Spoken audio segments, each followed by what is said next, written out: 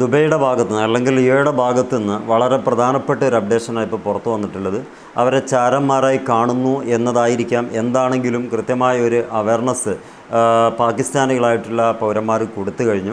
അതിൽ പറയുന്നത് ഈ ഒരു വിഷയം പാകിസ്ഥാൻ ഇറാൻ നയതന്ത്ര ബന്ധത്തെ ചൊല്ലിയുള്ള തർക്കം രൂക്ഷമായതിൻ്റെ അടിസ്ഥാനത്തിൽ UAE-യിൽ നിന്നും പാകിസ്ഥാൻ പൗരന്മാരെ ഇറക്കിവിടാൻ അല്ലെങ്കിൽ രാജ്യത്തിന് പുറത്തേക്ക് കടത്താൻ വേണ്ടി ന്യൂയോർക്ക് ടൈംസ് കടത്താൻ വേണ്ടി തീരുമാനിച്ചതായിട്ട് ന്യൂയോർക്ക് ടൈംസ് പ്രത്യേകം റിപ്പോർട്ട് ചെയ്യുന്നുണ്ട്. അഥവാ 2026 മെയ് മാസത്തെ റിപ്പോർട്ടുകൾ പ്രകാരം പറയുകയാണെങ്കിൽ അഥവാ 2026 മെയ് മാസം 9-ാം തീയതിത്തെ ഒരു റിപ്പോർട്ടാണ്.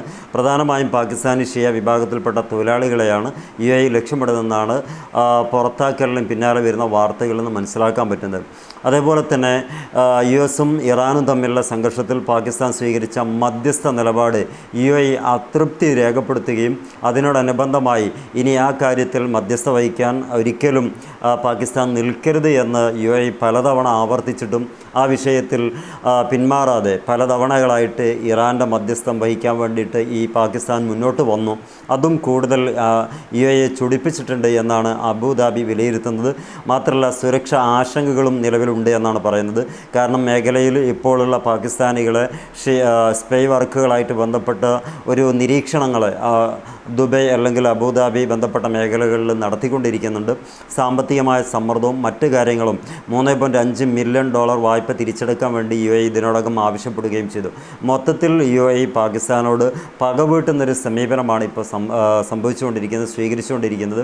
അതിന് പ്രധാനമായി അവർ അവകാശപ്പെടുന്നത് 2 തവണകളായിട്ട് ഇറാനുമായിട്ടുള്ള സഹകരണത്തിൽ നിങ്ങൾ കൂടെ നിൽക്കരുത്, അമേരിക്കയ്ക്കും അതേപോലെ തന്നെ ഇറാനും ഇടയിൽ നിങ്ങളൊരു മധ്യസ്ഥ വൃത്തി നടത്തരുത്, മധ്യവർത്തിയായിട്ട് പ്രവർത്തിക്കരുത് എന്ന് പറഞ്ഞിട്ടുണ്ടായിരുന്നു. പക്ഷേ അതിനൊന്നും ചെവി കൊടുക്കാതെ ആസിം മുനീർ എന്ന് പറയുന്ന അവിടുത്തെ മാർഷൽ കൃത്യമായി ഇടപെടുകയും അത് ചീറ്റിപ്പോയിട്ടുണ്ടെങ്കിൽ പോലും അത് വലിയ സംഭവബഹുലമായിട്ട് ഹൈപ്പ് കിട്ടുകയും ചെയ്തിട്ടുണ്ടായിരുന്നു. ലോകോത്തര രാജ്യങ്ങൾക്കിടയിൽ ഒരാഴ്ച ആ ഒരു പാകിസ്ഥാനെക്കുറിച്ച് സംസാരിക്കുന്ന ഒരു വാർത്താ മാധ്യമ ശ്രദ്ധ പിടിച്ചുപറ്റിയ സാഹചര്യമായിരുന്നു. അതൊക്കെ ദുബൈക്ക് അല്ലെങ്കിൽ UAE സംബന്ധിച്ചിടത്തോളം വളരെ കൂടുതൽ ചൊടിപ്പിച്ചിട്ടുണ്ടായിരുന്നു എന്നത് പിന്നാലെ വന്ന വാർത്തയിൽ നമുക്ക് മനസ്സിലാക്കാൻ പറ്റിയിരുന്നു. $3.5 മില്യൺ അത് നമുക്ക് $1 ബില്യൺ നമുക്ക് തിരിച്ചടക്കേണ്ടതാണ്, അത് പെട്ടെന്ന് തന്നെ തിരിച്ചടക്കണമെന്ന് പറഞ്ഞു.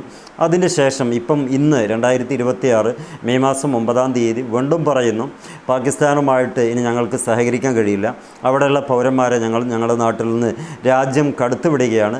അതുകൊണ്ട് തന്നെ 15,000-ത്തോളം വരുന്ന ആളുകളെ അഥവാ പാകിസ്ഥാനി പൗരന്മാരെ ഉടനെ ഞങ്ങൾ അഥവാ അവിടുന്ന് രാജ്യം കാലിയാക്കാൻ വേണ്ടി ആവശ്യപ്പെടുകയും അവിടുന്ന് രാജ്യത്തു നിന്ന് പുറത്തേക്ക് പോകാൻ വേണ്ടി നിർദ്ദേശം കൊടുക്കുകയും ചെയ്തിട്ടുണ്ട് എന്നാണ് ഔദ്യോഗിക പ്രതികരണം വരുന്നത്.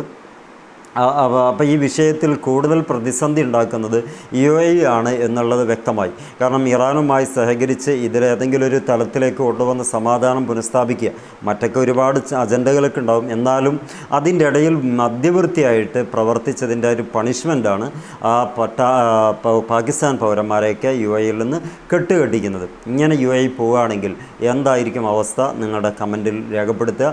മറ്റൊരു വീഡിയോയിൽ കാണാം. എല്ലാവർക്കും നന്ദി. Wish all the best. Good bye.